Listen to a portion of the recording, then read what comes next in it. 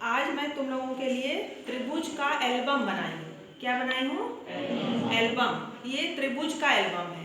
इसमें आपको त्रिभुज के संबंधित पूरी जानकारी मिलेगी, क्योंकि त्रिभुज में हमारी बहुत सारे कॉन्सेप्ट क्लियर नहीं होते हैं। उसकी परिभाषा तो ठीक है बन जाती है, बाकी उसके प्रकार, उसकी सर्वांग समता, मध्यिका, शीर्षलंब, इन सब में आपको बहुत सारे डाउट होते हैं। तो उसको मैंने आप लोगों को समझने के लिए एक अलग तरीके से उसको प्रस्तुत किया है, जिससे कि आप इसको देखोगे, समझोगे और अपनी कॉपी में भी नोट करोगे और उसको याद भी करोगे। ठीक है? देखो यहाँ पर ये सबसे पहला जो पेज है, इसमें दिया हुआ है त्रिभुज की परिभाषा और यहाँ पर त्रिभुज का डायग्राम भी बना हुआ है। परिभाषा है, 3 भुजाओं से 3 रेखाखंडों से बनी बंद आकृति को त्रिभुज कहते हैं, है ना। और त्रिभुज में क्या क्या होता है? 3 भुजाएं होती हैं और 3 कोण होते हैं, और उसके कोणों को ही शीर्ष भी कहा जाता है। जो उसके कोने होते हैं ना, कोणों को शीर्ष कहते हैं। 3 भुजाएं, 3 कोण, 3 शीर्ष होते हैं। और त्रिभुज के तीनों कोणों का योग कितना होता है? 180 अंश होता है ना।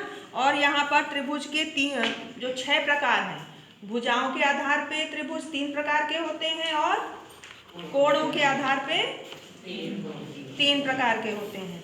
तो ये देखो यहाँ पर दिया गया है भुजाओं के आधार पे। पहले समबाहु त्रिभुज, उसकी परिभाषा और उसका डायग्राम। इसमें डायग्राम में बताया गया है कि इसकी तीनों भुजाएं बराबर और तीनों कोण भी बराबर। फिर समद्विबाहु त्रिभुज, इसकी 2 भुजाएं बराबर होती हैं और उसके सम्मुख कोण भी बराबर होते हैं। और तीसरा विषमबाहु त्रिभुज। विषमबाहु त्रिभुज में क्या होता है? अलग अलग नाप की, है ना, और उसका डायग्राम बनाया गया है। फिर अगला, कोणों के आधार पे त्रिभुज 3 प्रकार के। कौन कौन से? न्यून कोण, समकोण और अधिक कोण, है ना। न्यून कोण जिसमें 90 अंश से कम होते हैं तीनों कोण। समकोण में एक कोण 90 अंश का और बाकी के शेष कोण न्यून कोण होते हैं। और अधिक कोण में क्या होता है? एक कोण अधिक कोण होता है ना। अधिक यानी कि 90 अंश से ज्यादा हो और 180 अंश से कम हो, तो वो क्या हो गया? अधिक कोण हो गया। ठीक है। इसी प्रकार आगे जो त्रिभुजों के बारे में बताया गया है, इसमें त्रिभुजों में संगामी रेखाखंड होते हैं।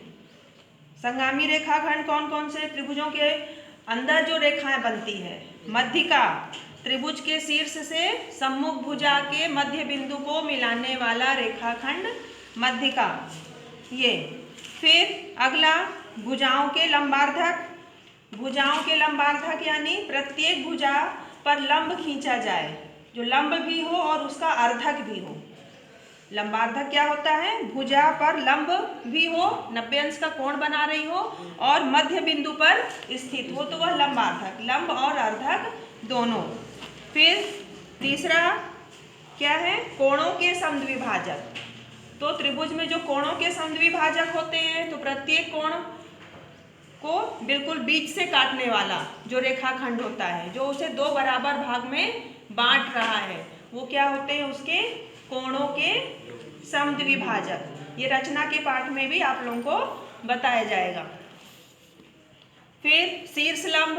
त्रिभुजों में शीर्षलंब होते हैं। शीर्षलंब यानी शीर्ष से सम्मुख भुजा पर डाला गया लंब शीर्षलंब होता है। लंब केंद्र, जब त्रिभुजों जितने त्रिभुज में लंब बनते हैं, कितने? शीर्षलंब 3 शीर्षलंब बनेंगे और तीनों शीर्षलंब जहाँ पर एक दूसरे को प्रतिच्छेद करते हैं, वो बिंदु क्या कहलाता है? लंब केंद्र कहलाता है। ठीक है। और त्रिभुज की मध्यिकाओं को जहाँ बिंदु पर मिलते हैं, 3 मध्यिकाएं हुई, तीनों मध्यिकाएं जिस बिंदु पर मिलेंगी वह बिंदु क्या कहलाएगा? केंद्रक कहलाएगा। और त्रिभुज के लंबार्धक, भुजाओं के लंबार्धक जिस बिंदु पर मिलते हैं वह परिकेंद्र कहलाता है। ठीक है। और लंब केंद्र, केंद्रक और परिकेंद्र ये सभी संगामी होते हैं।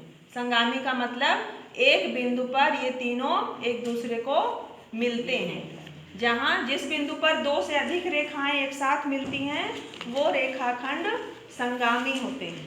ठीक है। इसके बाद त्रिभुज के महत्वपूर्ण सूत्र दिए गए हैं। त्रिभुज की परिमाप, त्रिभुज की तीनों भुजाओं का योग होता है। त्रिभुज का क्षेत्रफल, सामान्य रूप में त्रिभुज का क्षेत्रफल 1/2 आधार गुणे ऊंचाई। और समबाहु त्रिभुज एक स्पेशल त्रिभुज है, इसलिए उसका क्षेत्रफल का सूत्र अलग भी है, √3/4 a², जहाँ पर a क्या है, त्रिभुज की भुजा है। फिर त्रिभुज का हीरोन का सूत्र, हीरोन जो गणितज्ञ थे जिन्होंने त्रिभुज की भुजाओं के आधार पर सूत्र दिया क्षेत्रफल ज्ञात करने का, तो हीरोन का सूत्र जिसमें √s × s - a s - b s - c, जहाँ पर s क्या है, त्रिभुज की अर्ध परिमाप है ना, त्रिभुज की अर्ध परिमाप होती है।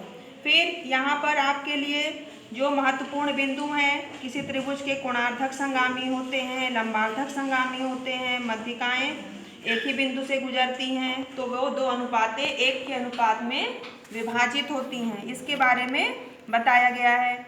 फिर त्रिभुज में असमानताएं, त्रिभुज में 3 असमानताएं होती हैं।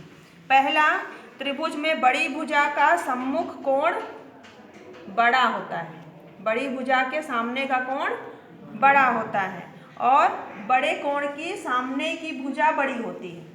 त्रिभुज में बड़े कोण की सामने की भुजा क्या होती है, बड़ी होती है। ये आप त्रिभुज जब बनाओगे, इसमें बताया गया है कि जो बड़ा कोण है 90 अंश का कोण, उसके सामने की भुजा सबसे लंबी है, और जो छोटा कोण है उसके सामने की भुजा की लंबाई सबसे छोटी है।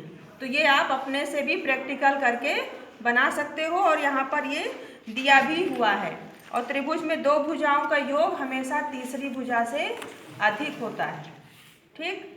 अब त्रिभुज में सर्वांग समता, त्रिभुजों की सर्वांग समता के लिए यहाँ पर बताया गया है कि 2 त्रिभुज सर्वांग सम होते हैं यदि उनकी संगत भुजाएं बराबर नाप की हों और संगत कोण बराबर हो, तो 2 त्रिभुज क्या होते हैं, सर्वांग सम होते हैं। तो यहाँ पर चित्र के द्वारा भी ये चीज़ बताया गया है। त्रिभुजों की सर्वांग समता की कुल 5 कसौटियाँ होती हैं, है ना। 5 कसौटियों में पहली सर्वांग समता SAS सर्वांग समता, जिसमें 2 भुजाएं और उनके बीच का कोण, 2 त्रिभुज सर्वांग सम होंगे यदि उनकी भुजाएं और उनके बीच बनने वाले कोण बराबर हों, तो SAS सर्वांग समता लगती है। ASA सर्वांग समता, यदि 2 कोण और उनके बीच की भुजा बराबर हो, तो त्रिभुज कैसे होंगे, सर्वांग सम होंगे। फिर अगली सर्वांग समता है AAS सर्वांग समता।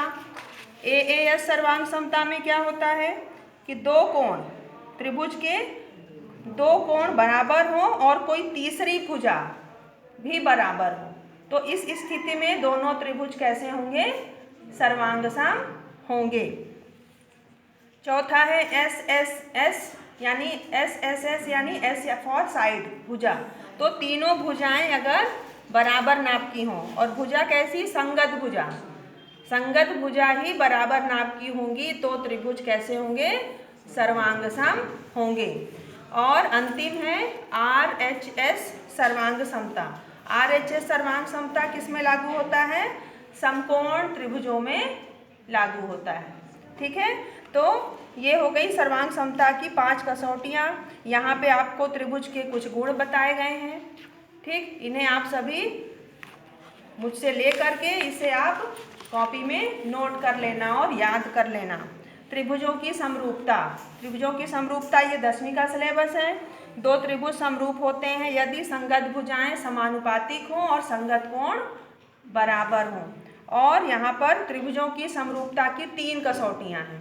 पहला है AAA समरूपता, यानी कि यदि तीनों कोण 2 त्रिभुजों के बराबर हैं तो त्रिभुज समरूप होते हैं।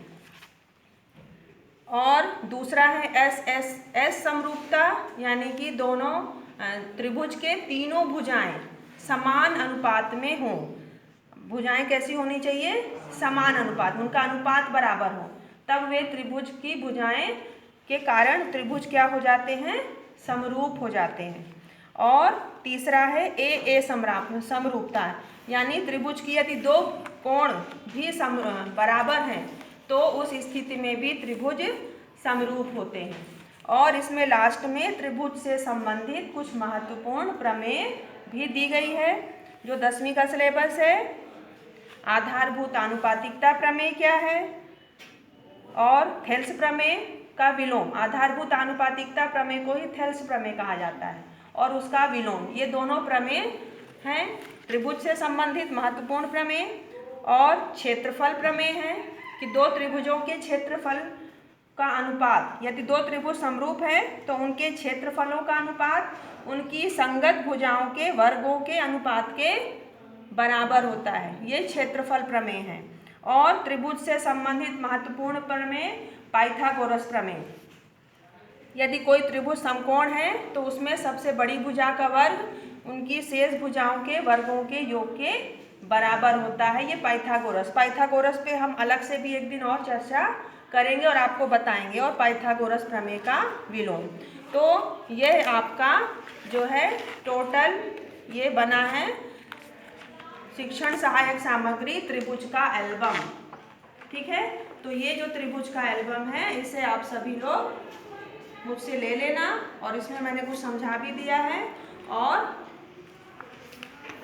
इसको जो है आप लोग कॉपी में नोट कर लोगे। ठीक है, आ गया समझ में?